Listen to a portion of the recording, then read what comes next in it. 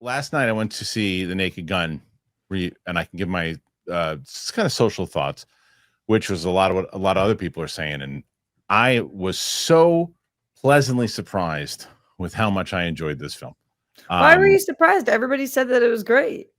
Yes, but I was also surprised in the fact that, this is it is, first of all, there's not a lot of comedies that come out in the theaters, right? It's not easy to do. It's also trying to follow a legacy of a format that just isn't around anymore. And they didn't try to, and look, Seth MacFarlane, who I like, and love what he did with Ted, and love what he does with Family Guy, and love those things. And I know he didn't direct this, but he produced it. And I was wondering, going, okay, are we going to have a movie that's just throwing in jokes that are like really inappropriate and don't feel like The Naked Gun kind of inappropriate? And it wasn't that. They completely respected what came before them. Liam Neeson is incredible in the movie. I said this too, because I took Matt Serra with me, and there are a lot of jokes that don't hit, but there are a lot that do.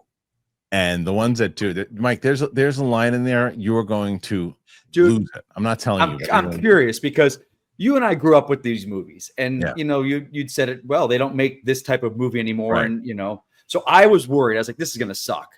But I have a buddy of mine that's a comedy writer, and he could not stop talking about it. And I was like, if it gets his seal of approval, but he had said, he goes, Mike, there is a line. Yeah, you are going to lose your mind and not be able to laugh. You're not going to be able to talk the rest of the movie. I know what line it is. It's such a you line. I'm so excited for this movie now. It's such a you line. But when I heard it, I was like, Mike Kalinowski's going to lose his mind, and you're going to quote it again and again and again. I have people that keep texting me and asking me. People from our generation keep asking me, like, how was it? I'm like, you're not going to be disappointed.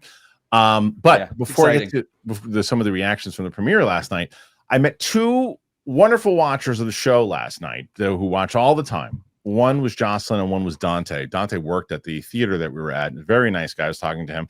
Roxy would not be happy to hear this. He's a big fan of Big Balls. He was a fan of Big Balls. However, did you prompt that? No, I didn't even bring it up. He said because I didn't know, because some people hate him. And he said, no, Big Balls. He said, comedy gold is what he said to me. Yeah, some people have low forms of humor. Fair. Jocelyn does not, because Jocelyn told me her favorite day was Tuesdays with you. And then I said, well, what about when Mike's on with her? Mike's going to be on tomorrow. She was, I love when Mike's on because I just never know when his internet's going to hold out or not. Oh, here we go. It was the best. Here we go. She said it's her favorite. Girl. Jocelyn was a sweetheart, and they're both really one of my favorite names on the planet too. And also, Jocelyn, appreciate you. I like that we're a cast of characters and people have favorites. Yeah, 100%. That's so fun.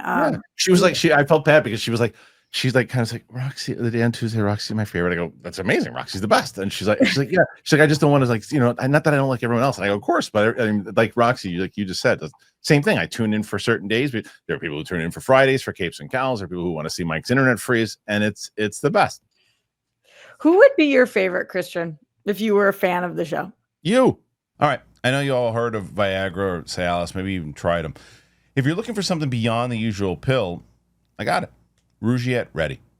If the usual pill isn't doing the trick, Rougiette Ready, it could be the answer. It's a 3-in-1 formula. It dissolves under your tongue, absorbs fast. You'll be ready in just 15 minutes on average, not hours, and effects can last up to 36 hours. That means that you're going to stay confident, you're going to stay present, and in control when the moment is right. Getting started is super simple. Rougiette connects you with a board-certified doctor, 100% online, and if prescribed, your treatment ships directly to your door. Connect with a provider at rougiette.com/Kristian to see if a Rougiette-ready prescription is right for you. You can get the code Kristian to get 15% off today.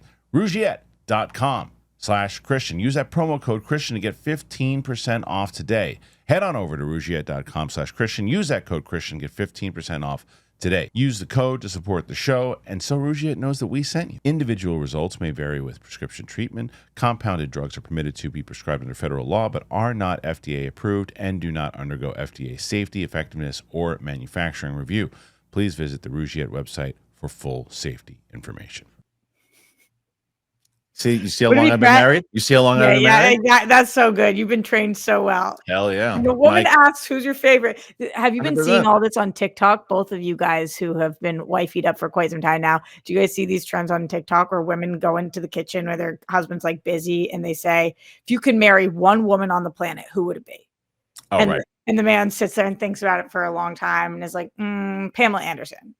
Right. And she just looks at him again. If you could marry one woman, you my dear, it's that same thing where I saw like, who's your one hall pass? They were asking this group of girls, and like, would you cheat on your boyfriend for this person? And all these girls said yes, and this one girl goes, nah, I love my man. If she's the only one to say it, and then she was the one that looked like the angel. But in that question, you know what's funny about that too is that if that question came around to me, there's only one answer that wouldn't be my wife that my wife would accept. You know, Julia Roberts. Yeah, she would accept that. She would understand. She's still perfect. My wife, yes, she is. Yeah, yes, exactly. She really is. That is what I meant. I miss seeing your wife.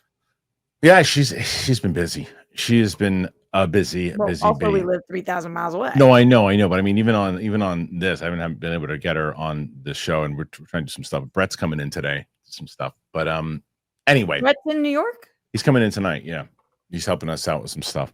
I haven't seen Brett in a year. Oh, well, he started a channel. Did you know? I did. I've been helping him out with it. But it's news, Mike, to you. when it comes to Naked Gun in general, a lot of people share my sentiments because the Naked Gun, the first reaction, this is just from the premiere. Where was the premiere, Kristian? I don't know. Oh. But the fourth film in the comedy franchise will be released on August 1st. It's been a 31-year wait. But where'd it go? There it goes. But the latest addition to the Naked Gun franchise, it's finally here. Full critics reviews for the film drop on Wednesday, but fans of the classic spoof comedy franchise can breathe a huge sigh of relief as the early social media reactions from Monday's New York premiere was not invited, and press screenings is extremely effusive. The new iteration of the Naked Gun stars Liam Neeson as Lieutenant Frank Drebin Jr., the son of Police Squad legend Frank Drebin, played in the franchise's previous projects by the late Leslie Nielsen, Pamela Anderson, who was excellent, Paul Walter Hauser, excellent, Kevin Durant, really good, Danny Houston was awesome. There's a lot that Danny Houston says that killed me. Really good.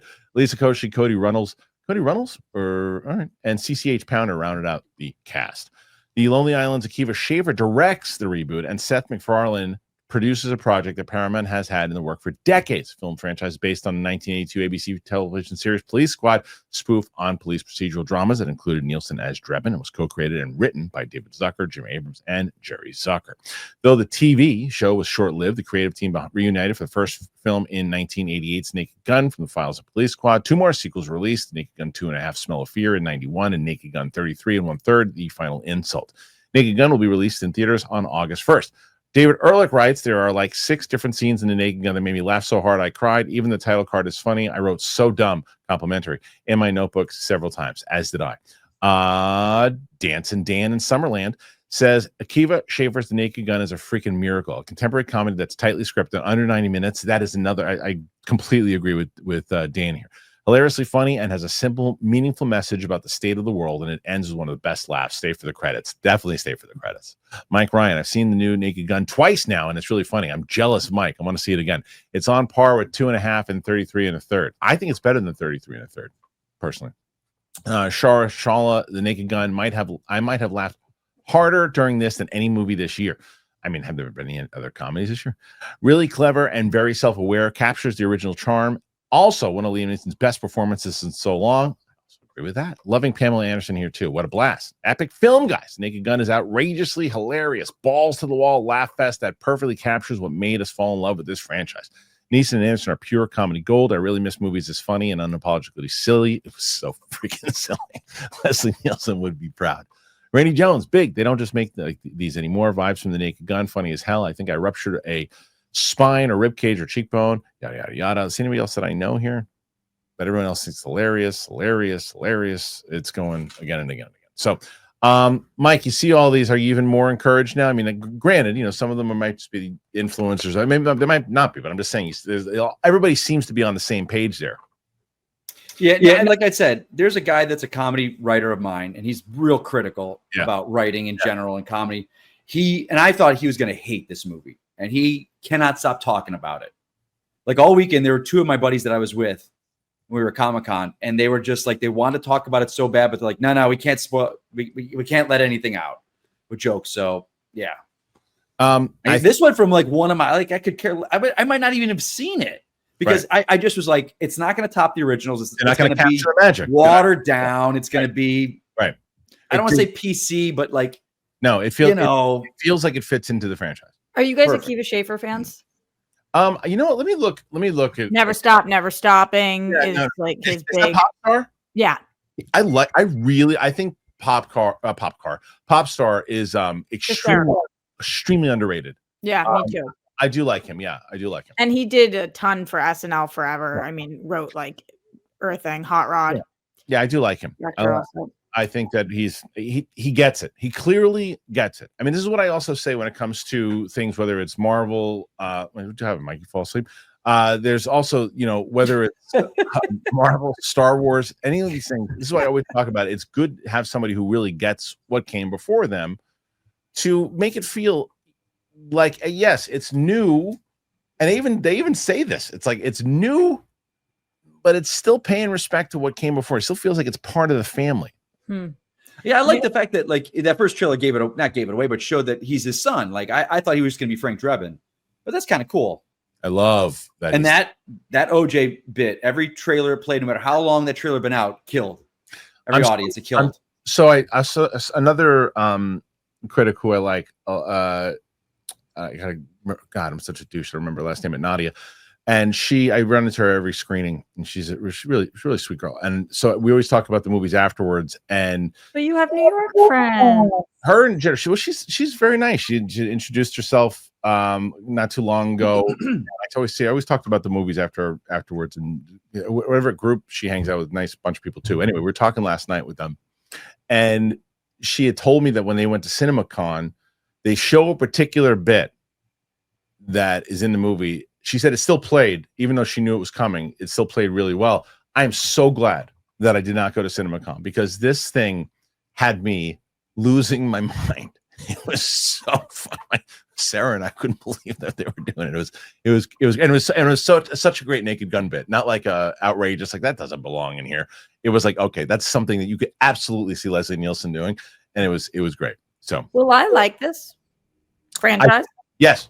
Yeah, you when things get silly, you like silly. I do. You like silly. The movie, as they said in that one thing, the franchise in general is, as they say, unapologetically silly. It's so silly, and this is silly. And Liam Neeson, absolutely, and we knew this. He could hit comedy, whether he was in that Once Upon a Time, and what was it called? The one that Once Upon a Time. Time in the West. But did you ever see the Ricky Gervais show? Wait, let him finish his point, though. Oh, sorry.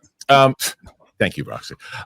It was. And I want to hear from you, Mike. The Wild West thing, whatever he was, whatever that movie was called, and then he also did the Lego Movie, which he was the voice, but nonetheless, still had the comedic timing, and you could tell a million ways to die in the West. Thank you, Jerry. So there was that movie was horrible, but his comedic timing was there, and you can see it there, and you're like, oh, and he plays off the stuff that he's very well known for, and he uses it, and he gets it. He really got, and Pamela Anderson was fantastic, by the way. Fantastic. Like, really, everybody knew the assignment. So there you go. Mike, your turn now. Go ahead and interrupt. Did you guys ever see Extras with Ricky Gervais? Yeah. No. Maybe it wasn't Extras. It might have been Life's Too Short with Life's Too Short with Warwick Davis. It's kind of their same Extras comedy thing. Right, but Warwick Davis had a show called Life is Too Short. Yeah, and Ricky Gervais plays an agent for Warwick Davis, but Liam Neeson was in his room pitching him. He wanted to do comedy, and it is the funniest thing. If anyone doubts Liam Neeson's comedy, should see this like 5-minute sketch. No one will doubt it. If anybody's brilliant. What was the thing I saw him in recently where he showed up for one episode and it was shocking? Does anybody know what I'm talking about? It's an episode of television. All of a sudden, Liam Neeson's there for the funniest. Couple scenes. They do. I will say this: they do pay reference to his notorious elephant penis that he's got. They do talk about that. So if anybody cares, no one. Oh, Atlanta. Oh my God, his episode of Atlanta was so Do you want me to stop and talk about the elephant penis? I don't know what you want me to do about that. He's remembering something from the movie. I'll bet. Look at him, like a child. 100%. But it's also it was also the acknowledgement of Roxy. I'm in the middle of making a point. You want to talk about his episode? Atlanta is one of the best shows of the last decade. That show was unbelievable, and all of a sudden, Liam Neeson showed up in an episode. They sit at the bar for the entire episode, and I was like, I couldn't believe what Liam Neeson was willing to do. It was incredible. Ted's the other one that you probably were thinking of. No, I was thinking of Atlanta. I said also, but I didn't say that. But in addition to, I was only thinking of Atlanta. This is a comedy show right here. What do we got going on here? Fleeble Ladis. Mike. But like I said, day man. Anyway, look, we talked a lot about Naked Gun. What do you guys think? You excited to see it? Do you want to see it? Put your thoughts in there. Let us know.